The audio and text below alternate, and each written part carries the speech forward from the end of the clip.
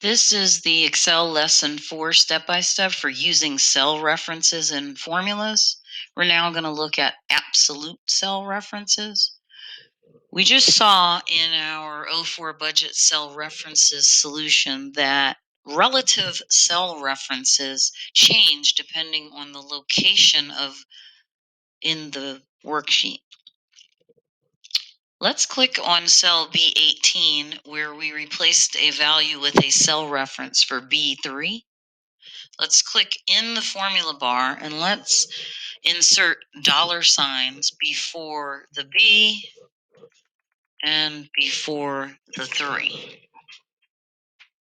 So it looks like dollar sign B, dollar sign 3. Let's press enter. The formula in cell B18 now uses an absolute cell reference to cell B3. Now when I copy, Control C, and paste, Control V, to cell E21, the result did not change as it did with the relative cell reference, but remained 1600.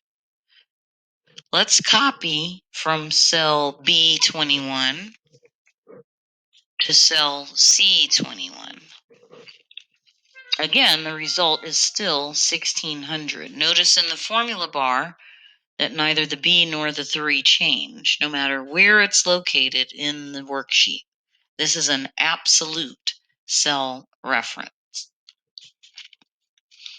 We can use mixed cell references as well. Let's click on cell B21. Let's click in the formula bar and delete the dollar sign before the 3. So it looks like dollar sign B3. I'll press enter. The formula in cell B3 now uses a mixed cell reference. So I'm now going to copy that to cell C22.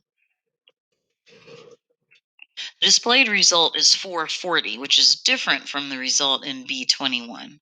That's because the formula in C22 references cell B4. The B remained absolute. The 4 changed based on its location in the cell. The B is an absolute reference. The 4 is now a relative reference.